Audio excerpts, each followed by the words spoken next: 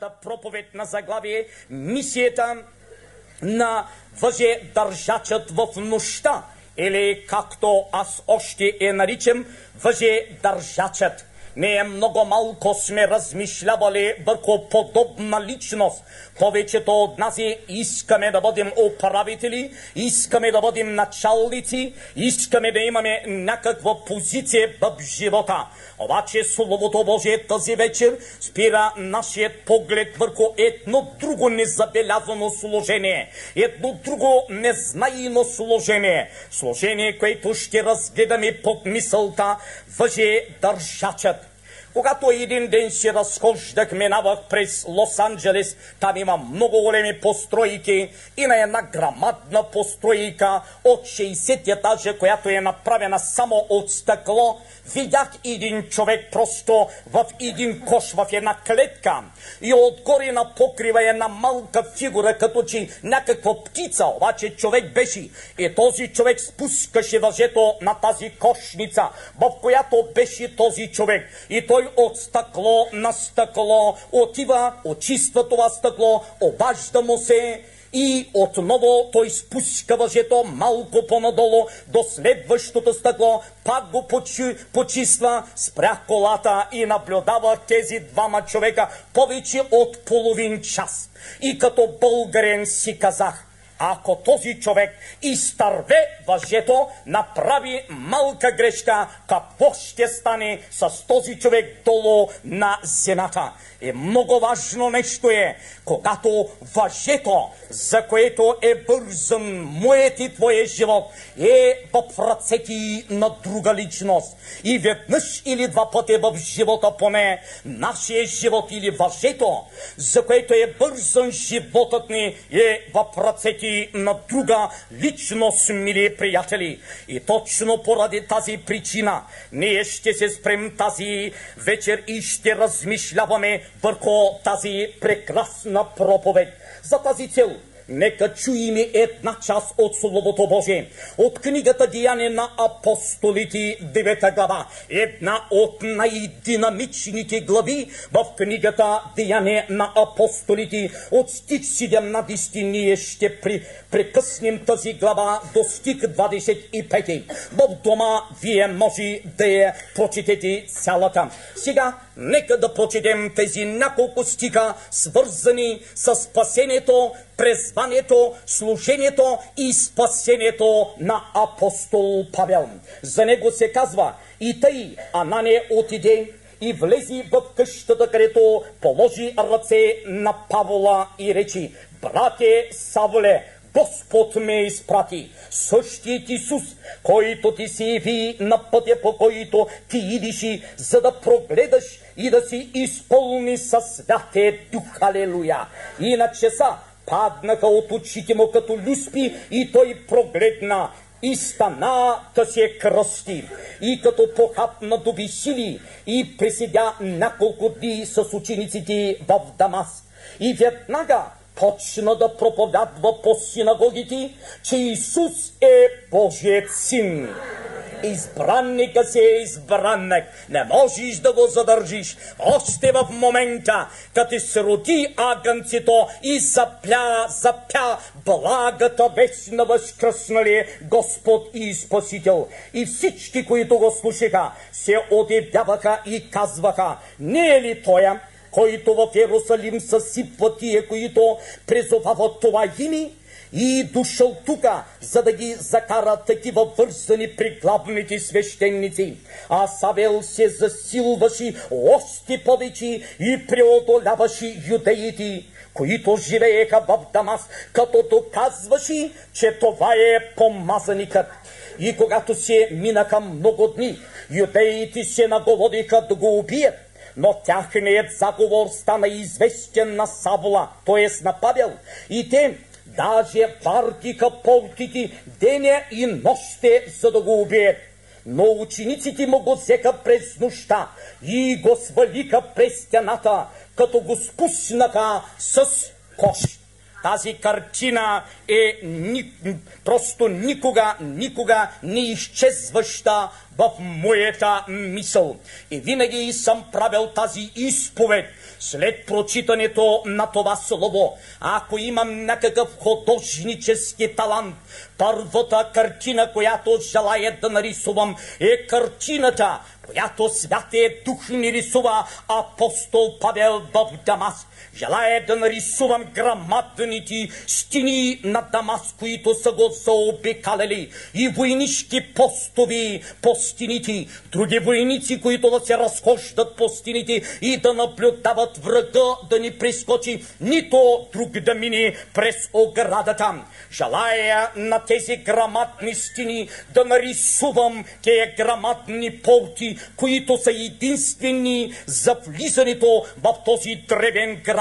И до тези порти да нарисувам етосани, попеснели евреи, които нито хляб ги интересуваше, нито жени ги интересуваше, нито децата им ги интересуваше, нито съботата ги интересуваше. Те бяха толкова религиозни, а писанието казва сега, предвид на това, че те изтърбаха Павел, този, който те тренираха, те изучиха и те разчитаха на него. Сега той стана носител, евангелизатор на благата вест. И казва писането, ден и нощ те седяха и следяха всяко лице, всяка физиономия, всеки поглед, всеки нос, всеки ръст. А тос ли е Павел, онзи ли е Павел, дай си документа, дай си паспорта и прочей. И те очакваха, че тяхната мечта ще се сбъдне. Обаче Господ си има своите посланници, своите незнайни апостоли, своите незнайни дякони в живота. Много често ние биваме изкушавани по различен начин. И в мен е имало и такива изкушения. Като отидем в небето, кой ще бъде първият, когато се отвори книгата на живота? И ангелът Господен започне да чете имената, кое име ще се прочете най-напред. И аз имах малък проблем с това. Чаках до 3-4 страница една грамадна книга, си я представям, на чието страница може би има милион имена. Обаче вече, когато 5-та страница се отваряше, започна търпението ми да изчезва и си казвам, Господи, какво става сега, кога моето име ще бъде призовано? Искрено ви казвам, ние всички имаме желание, когато отидем в небето, да видим някаква личност. Моето желание е не да видя апостол Петър, най-напред не да видя апостол Павел. Моето искрено желание ще бъде, брат Павле, искам да ме запознаеш с тези нощни мисионери. Когато ти беше в Дамаск, в опасност, братле, и твоя живот го грозеше опасност, искам да ме запознаеш с тези незнайни воини, които пожертваха всичко, сложиха ти в коша, вързаха му въжето и бавно ти спускаха надолу, без да мислят, че отзад сирийският войник ще прикуси вратът ни. Аз искам да им благодаря, защото ако не бяха тези незнайни герои, които държаха въжето в оная нощ, ние нямаше да имаме второто мисионерско пътуване на апостол Павел, нямаше да имаме третото мисионерско пътуване на апостол Павел, нямаше да имаме християнска Гърция, християнска България, християнска Франция, християнска Испания, християнска Англия и след това християнски свят. Дължи се не само на апостол Павел, но на онези като вас, мили майки, които в тъмнината държите въжето, в което е бързано за коша, в който е Божият служител. Когато размишляваме за въжетържачът в нощта, нека сега да спрем нашето внимание върху спасението на апостол Павел. Ние, за да разберем тази картина, какво значи да бъдеш въжедържач в нощта, и то не на обикновен човек, но на Божият призванник. Обърнете внимание на Словото Божие, което ще прочетем от книгата Деяния на апостолите, 22 глава, стих 3. Тук Бог ни запознава на първо място с образованието на апостола. Аз съм юдеин, роден в Тарс, Килкийски и възпитан в този град при Гаманаиловите нозе. Нека сега да обърнем внимание, кой беше Гаманаил. Не беше обикновен човек. Това беше най-великият професор по онова време, който можеше да даде най-доброто международно образование за международни дипломати. За този Гаманаил ние четем сега в книгата Деяния на апостолите, 5 глава. Обърнете внимание на словото, което ще прочетем. Понякога ние мислим, че Господ няма свои избранници. Не само Той избра Павел, но може би Гаманаил е оказал влияние върху апостол Павел, или по право Господ е наредил апостол Павел да отиде и да се учи пред този човек. Ние четем в Словото Божие, книгата Деяния на апостолите, 5 глава от стих 33 следните думи. И те като чуха това, късаха си от яд и възнамеряваха да ги убият. Но един фарисей на име Гаманаил, законоучител, обърнете внимание, фарисей, законоучител, при който апостол Павел се беше учил, почитен от всичките люди, се изправи в Синедриона и заповяда да изведат вън човеците за малко време. И речи на събраните: израиляни, внимавайте добре какво ще направите на тия човеци, защото в предишни дни възстана Тевида и представише себе си за голям човек, към когото се присъединиха около 400 мъже на брой, който биде убит, и всички, които му се покоряваха, се разпръснаха и изчезнаха. След него възстана Галиалитил от Юда през времето на записването и отвлечи след себе си някой от людите, и той загина, и всички, които му се покоряваха, се разпръснаха. И сега ви казвам, оттеглете се от тия човеци и оставете ги, защото ако това намерение или това дело е от човеци, то ще се повали. Но ако е от Бога, не ще можете да го повалите. Пазете се да не се намерите богопротивници. И това е пророческото слово тази вечер на нашата църква. Па оставете тези люди. Ако е от Господа, то ще процъфти, а ако не, то ще изсъхне. Мили приятели, не се притеснявайте. Пазете се да не се намерите богопротивници, каза този мъдър законодател. Когато размишляваме върху спасението, върху образованието на апостола, сега обърнете вниманието на неговата вяра, за която ние четем в Филипяните 3 глава от стих 4 до стих 7. При все казва той, че аз мога и на плътта да уповавам. А ако някой друг мисли, че може да уповава на плътта, то аз, бидейки обрязан на 8 ден от Израилевия род, от Вениаминовото племе, евреин от евреите, досежно закона фарисей, по-ревно сгонител на църквата, по правда, която е от закона, непорочен, но това, което беше за мен придобивка, като измет, като загуба го счетох.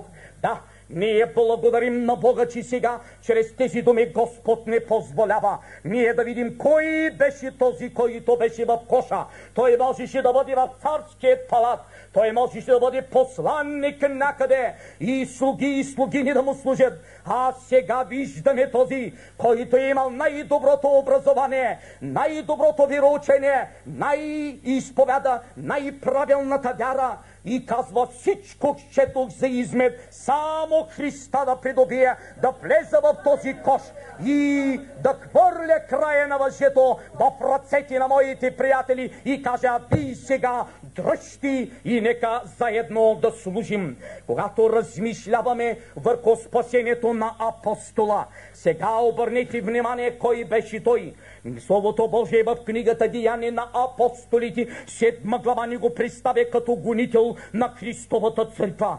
Апостола, ние четем за него: и като го изтласкаха вън от града.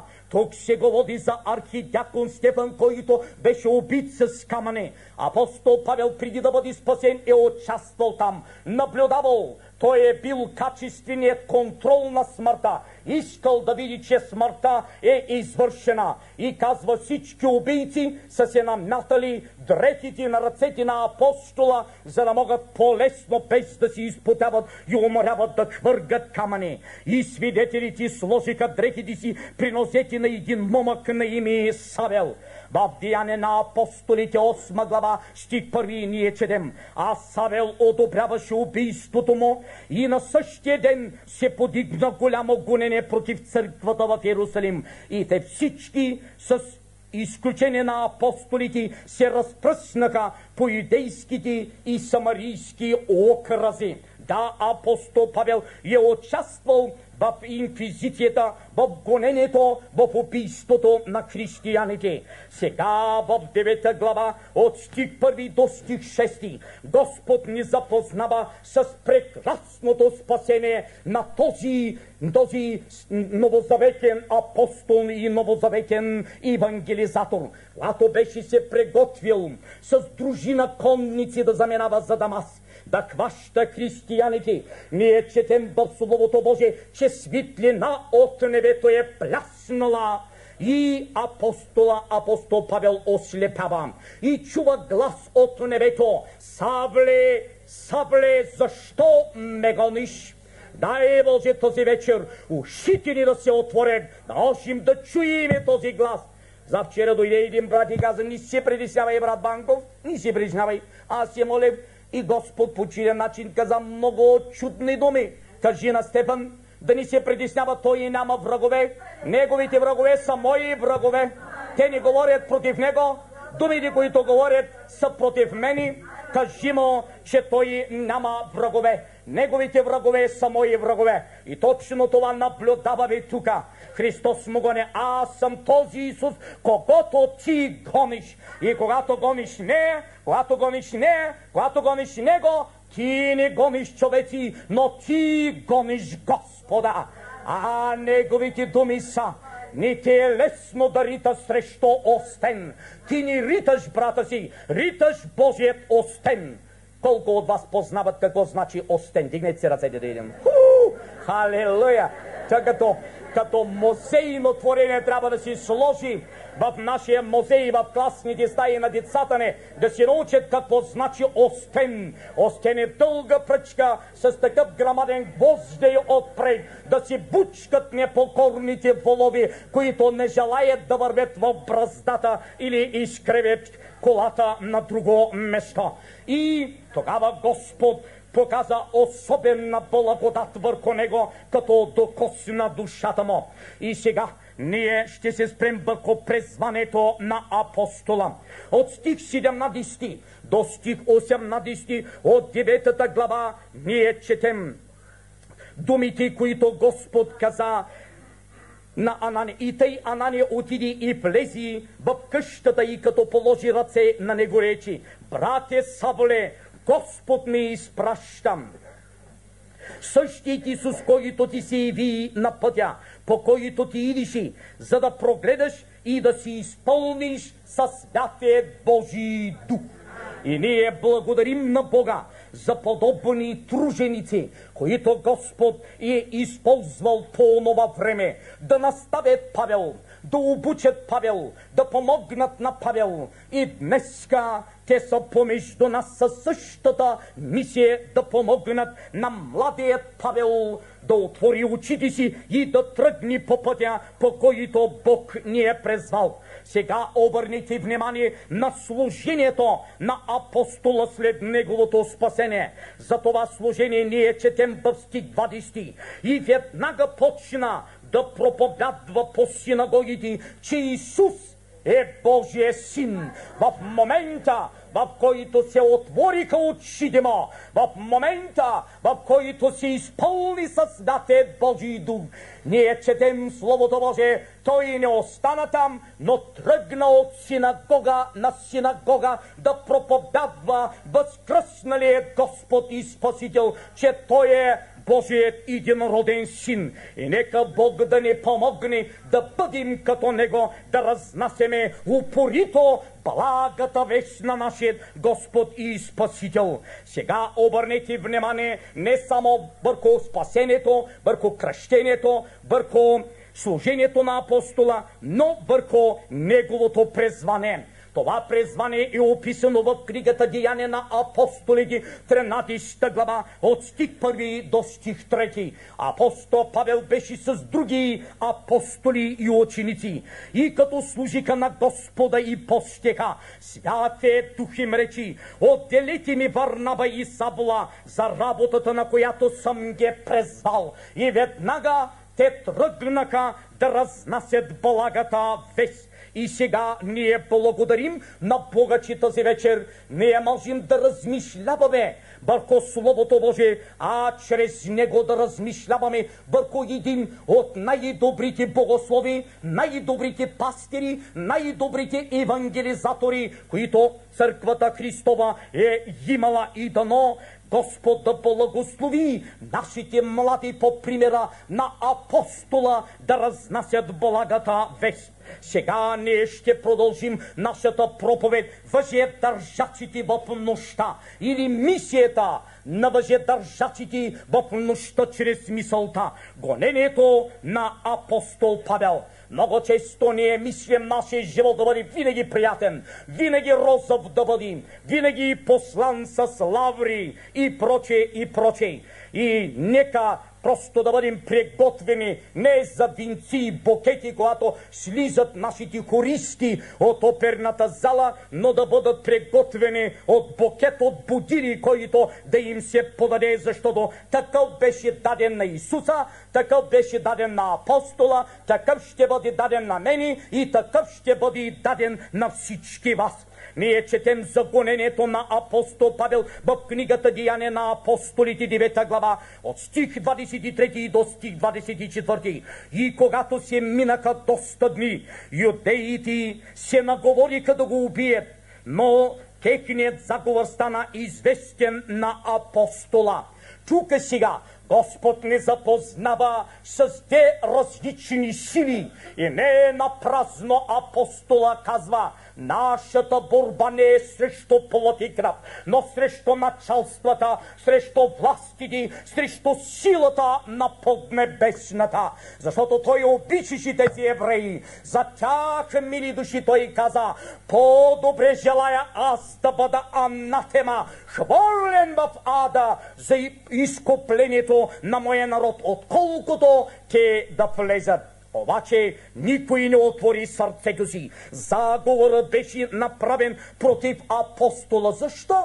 Само защото е проповядвал Исус като Божият помазаник. Какво лошо във всичко това нещо? Нищо. На никой милия не взима парите, на никой милия не взима дрехите, на никой не яде яденито. Казва, със собствените си ръце си изкарва прехраната и против един такъв човек се направи заговор. Ние четем за мисията на въжедържачите в нощта. Тук на първо място Господ спира нашето внимание върху християнина в нощта. Много важно нещо е, братя и сестри в Христа, не е да имаш пълна църква с хора. Може да имаш 2 човека, но да бъдат винаги до тебе. Аз си спомням за уния тежки моменти миналата година, за празниците. Хиляди хора са идвали, заминават, свършва, качвам се гори. сам самичък. Гледаш, погледнеш коша, погледнеш въжето, край е свободен, нито една ръка не го държи. Трудно, тежко е.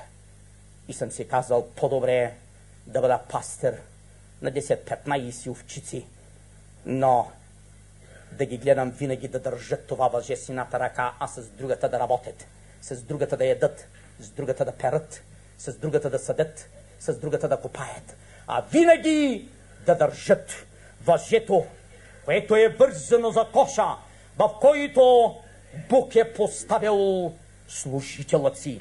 Когато размишляваме тази вечер върху въжедържачите в нощта, аз от сърце ви споделих, че първите хора, които желая да срещна, на които желая да здрави съм ръката, които желая да поздравя, няма да бъдат старозаветните светии, няма да бъдат и апостолите, защото не бяха с Христа. Техните имена са записани и през вековете са били увековечаване.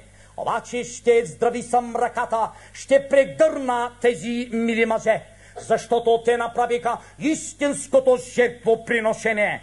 Те пожертваха на първо място себе си, да застанеш на оная стена, на която само сирийският войник или сирийската колесница можеше да се движи по стените, да застанеш на оная стена, само на която сирийските офицери можеха да се разхождат, и да спускаш тази вечер Божият помазаник, който беше осъден на смъртна присъда. Те първом пожертваха своя живот.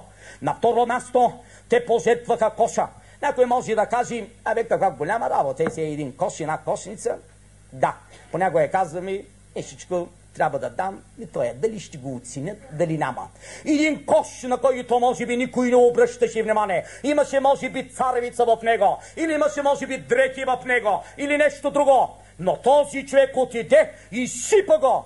И аз си представям, ако изсипе, взема дам някоя хубава кошница, имаме някакви такива громадни панери в Америка, където събират белето, и го взема сега и да кара брабанчо, влиза и вътре. Представям си какво ще ми каже близките ми, дъщерите ми, какво ще кажа, татко, какво става сега тук. Той не трябва на нас. Никой не каза. На второ, трето място трябваше въже. Отидаха и намериха и въжето. Някой може би се отвърза добичето. На Господа трябва сега въжето и кошат тази вечер. И те направиха тази жертва. На четвърто място те пожертваха почивката си, пожертваха сънят си. Колко често сме казали, сега брат, довиждане, лека нощ, не мога да бъда, умрен съм, утре ще се видим други ден. Господ да ни благослови. Господ ни е избрал да бъдем въжедържачи 24 часа в нашия живот. Тази вечер искрено ви споделям моята цел и искрено желание не е да го водя за въжедържачите на въжето, което беше бързан коша, в който беше апостола, чието живот беше в опасност. Тази вечер аз чувствам, че съм движен от Святия Дух да размишлявам ми върху едни други въжедържачи, които почти са изчезнали от България, изчезнали са от лицето на земята. Нашият живот е поставен в тази кошница. Много пъти ние не обръщаме внимание на брака, който правим. Но когато ти сключваш брак с даден човек, ти влизаш в тази кошница, хвъргаш въжето на любимият в ръцете му и казваш сега дръж. И ти се питаш много често, когато си в опасност, в отчаяние, надигаш погледа и гледаш онзи, който стои на стената, дали няма да задреми, дали няма да изпусни въжето. И днеска ние ще видим грамадната нужда от въжедържачите на съпружеското въже, което държи коша, в който е съпругата. Трагедия, но истина е, мили приятели, че това въже при брака, която тя му подари, тази кошница, в която Бог му я подари, ние ще видим много да са хвърлили това въже от себе си и казат, цял живот ще бъда въжедържач, абсолютно не ми трябва. Няма по-голям страх от този за съпруга, когато е хвърлил краят на въжето в ръцете на съпругата си и знае, че тя е която държи това въже. И много често в работата си, в служението си, Милия се обръща от време на време да види ли тя с стегнати ръце държи въжето. И когато види, той си усмихва и каза: благодаря ти, мила. И с още по-голям ентусиазъм тази вечер Господ обръща нашия поглед върху въжедържаците на въжето, което е бързан коша, в който е татко и майка. Колко родители са създали деца и са сега в този кош и са хвърлили въжето на своят син, на своята дъщеря. Дали са им образование, дали са им апартаменти, дали са им пари. Дано, когато аз съм в опасност, те да държат здраво, въжето да не би да падна. А милите отчаяни, какви катастрофи наблюдаваме в живота. О, тази вечер Господ спира нашият поглед върху едни други въжедържачи, наречени татко и майка. Ние ще видим в кошът малките деца и въжето вързан за него. А кой го държи? Една немощна жена. И питаме се: къде е татко? Той запрашил на някъде. Не ми трябва деца, не ми трябва дом. Хвърля въжето при първата умора, при първият мрак, при първата опасност. Въжедържачът в нощта. Ние сме призвани, мили приятели, да бъдем въжедържаци. Тази вечер аз желая да обърна вашият поглед върху един друг вид въжедържаци. Тези, които ги имаше апостола. И аз в фантазията си на художник искам да нарисувам онзи гигант, оплашен да гледа на тези момци, на тези братя от Дамаск. И ще удържат моите братя. Те ни изключиха заред. Плащай ни тук тая вечер, толкова струва спасение дори. Иначе нито кош даваме, нито въже даваме, нито пък ще дойдем на това место. Броени жълтиците, Павле. Но те бяха там, мили приятели. Тази вечер България е в този кош. И въжето е в нашите ръце. Тази вечер тази църква е в този кош, който апостол Павел беше, мили приятели. И ние сме на стената, не на стената, която заобикалеше град Дамаск, но на стената на Божият Иерусалим и държим това въже, което Господ ви е дал. Вие идвате тук не само да се радвате, вие сте въжедържачите на въжето, което е бързано за коша, в който Бог е поставил вашия служител, вашият дякон, вашият президент и всички други. Тази вечер успехът на тази църква ще зависи от нашето посвещение. Доколко ние ще устоим да държим в нощта въжето, което Господ ни е подарил в нашите ръце. Или си казвам: нека пада. Ак му е, пада му се. Да ни бъде. Аз искам да ви спомня веднъж. Господ хвърля ли е това въже в ръцете ти? Внимавай. Може да бъде тежко, може да бъде трудно. И готов си да го хвърлиш. Аз знам, някои вече са го хвърляли. Аз няма да забравя един случай. Като бригадир в Димитровград, младеж. Млади бяхме така ентусиазирани като Иво. Отидахме всяко лято, трябваше да ходим 45 дни да работим безплатно. И аз трябваше да бъркаме вар. И на третия етаж с кофа и една макара имаше. И да дърпаме въжето нагоре. И майстора си взимаше кофата там и подмазваше нещо, какво правише. И ние, нали, младежи, разсеяни насам нататък. И вече кофата беше стигнала почти до върха. Обаче някакъв шум имаше около мен. Погледнах настрани да видя какво е. Отпуснах ръцете си и тежката кофа понеси въжето надолу през моите ръце. Глупав, не знаех да пусна поне въжето. Мъчи си да задържа въжето. И ръцете ми изгоряха. Цялата кожа, просто кокалите се виждаха. Кръв навсякъде. Навсякъде кръв. И това е примерът, мили приятели, мили татко.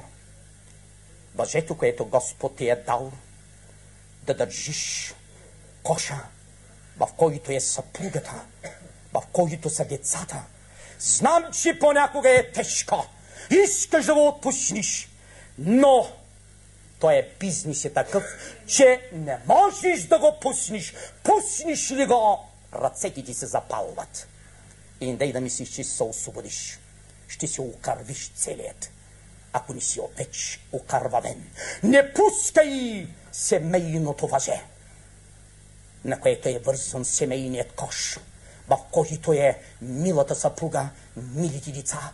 И ти, мила майче, дръж здраво. Може ръцете ти да са слаби, дръж здраво, не се предавай.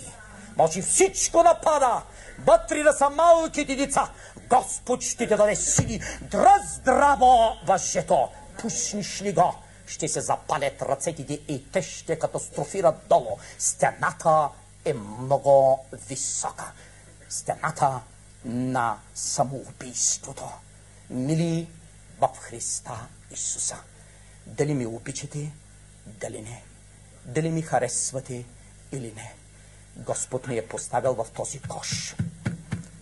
Господ е вързал въжето на този кош и Господ ви го е дал във вашите ръце. Да го държите. Дръжте го, братя. Дръжте го. Не тази църква да бъде позната, не като бунтовническа, а като въже държач, които не правят абсолютно никакъв компромис. Както в уния шахти в мината, когато се качат работниците и полети надолу с устремна бързина на стотици метри. Всеки миньор, независимо колко смеля, няколко пъти на ден отива нагоре и надолу. Даже казва и брат ми се 4-5 години, винаги ми беше страх. Дали въжето ще го държи, дали няма да си намерим долу. Да, всеки ден, когато стана, всеки път, когато дойда на това место, вярвайте, моя поглед е най-напред нагоре. Да видя, има ли някой, който да държи въжето, с което е вързано за коша, в който Господ ми е поставил, речен този кош, църквата в град Бургас. Татко наш небесни, благословен да бъдеш от века и до века, царю небесни, че ти си имал апостоли, ти си имал пророци, ти си имал учители, но ти си имали въже държачи в нощта. И сърдечно ти благодарим за тях. Имената им не са записани в книгата, в Библията, но историята им записана в вечността. И както апостола благодари на своите въже държачи, така желая от сърце пред теб да благодаря за достойните, за посветените, за неуморните въже държачи на въжето, което е вързано за този кош, който се нарича църквата на град Бургас. Дръжте, мили в Христа Исуса, дръжте здраво въжето, не го изпускайте, защото тя ще падне и ще катастрофира. Но бавно, нека вървим напред и носим благата вест. А нека разярените евреи да чакат пред вратата. Господ ни люби и неговия дух и благодат е над нас. Нека си късат от яд, като не искат да влезат в нашето богослужение, да пеят нашите песни, да се молят с нашите молитви, да хвалят нашият Господ и Спасител. Амин.